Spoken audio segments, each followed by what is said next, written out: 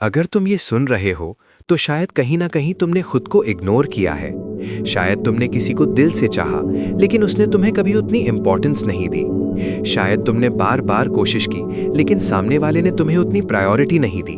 और सच ये है, सबसे ज्यादा दर्द तब होता है जब तुम किसी के लिए सब कुछ करते हो और बदले में तुम्हें कुछ नहीं मिलता। और धीरे धीरे तुम अंदर से खाली होने लगते हो। तुम्हें समझ नहीं आता कि गलती कहाँ हो रही है। तुम खुद को ही सवाल करने लगते हो कि क्या मुझ में कुछ कमी है, क्या मैं इनफ नहीं हूं। लेकिन सच ये है कि समस्या तुम में नहीं है, समस्या उस तरीके में है जिससे तुम खुद को ट्रीट कर रहे हो। क्योंकि दुनिया तुम्हें उतना ही वैल्यू देती है जितना तुम खुद को देते हो। अगर तुम खुद को इंपॉर्टेंट नहीं मानोगे तो कोई और क्यों मानेगा। अगर तुम खुद को इग्नोर करोगे तो दुनिया भी तुम्हें इग्नोर करेगी। हम अक्सर एक बहुत बड़ी गलती करते हैं। हम हर किसी के लिए अवेलेबल रहते हैं, हर मैसेज का तुरंत रिप्लाई करते हैं, हर किसी की ज़रूरत को अपनी प्रायोरिटी बना लेते हैं। हम हर किसी को खुश करने में लगे रहते हैं, लेकिन इस प्रोसेस में हम खुद को ही पीछे छोड़ देते हैं और धीरे धीरे हम अपनी ही वैल्यू खो देते हैं। फिर एक समय ऐसा आता है जब हमें लगता है कि हमने दूसरों के लिए इतना कुछ किया, फिर भी हमें वो रिस्पेक्ट क्यों नहीं मिला जिसकी हमें उम्मीद थी।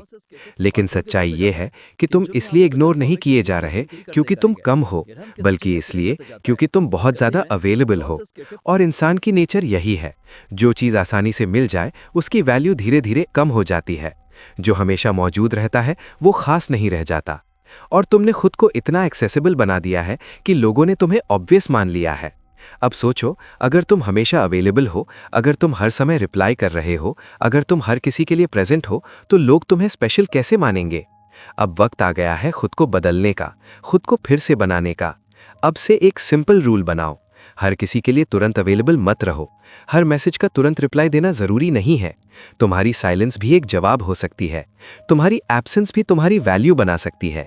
खुद को थोड़ा स्पेस दो, क्योंकि डिस्टेंस ही वैल्यू बनाता है। जब तुम हर समय सामने रहते हो तब लोग तुम्हें नोटिस करना बंद कर देते हैं, लेकिन जब तुम थोड़ा दूर हो जाते हो तब लोग तुम्हें महसूस करने लगते हैं।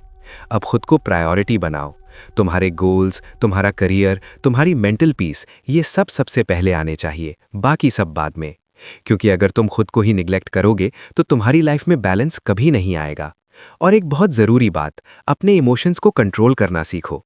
किसी से ज़रूरत से ज़्यादा अटैच मत हो जाओ, क्योंकि जब तुम ओवर अटैच होते हो तब तुम अपनी पावर खो देते हो, और वही इंसान तुम्हारी सबसे बड़ी कमज़ोरी बन जाता है। तुम उसके बिहेवियर से अफेक्ट होने लगते हो, उसकी छोटी सी बात तुम्हें हर्ट कर देती है, और धीरे धीरे तुम खुद को खो देते हो।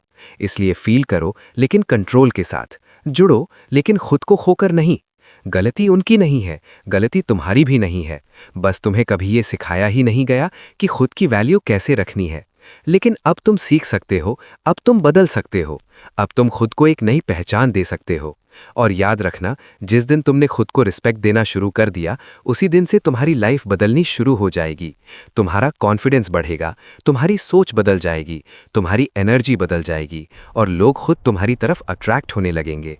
तुम अकेले नहीं हो, तुम कमज़ोर नहीं हो, तुम बस अपनी एनर्जी गलत जगह लगा रहे थे। अब समय आ गया है अपनी एनर्जी को सही दिशा में लगाने का। खामोशी से ग्रो करो, खुद पर काम करो, खुद को इतना स्ट्रांग बनाओ कि तुम्हें किसी के वैलिडेशन की ज़रूरत ना पड़े, और इतना आगे बढ़ जाओ कि जो लोग तुम्हें इग्नोर करते थे वो एक दिन तुम्हें ढूंढें। और उस दिन तुम्हें कुछ साबित नहीं करना होगा, क्योंकि तुम खुद ही एक एग्जाम्पल बन चुके होगे। खुद को ऑनर करो, खुद को वैल्यू दो, खुद को कभी छोटा मत समझो, क्योंकि honour yourself and you are honourable.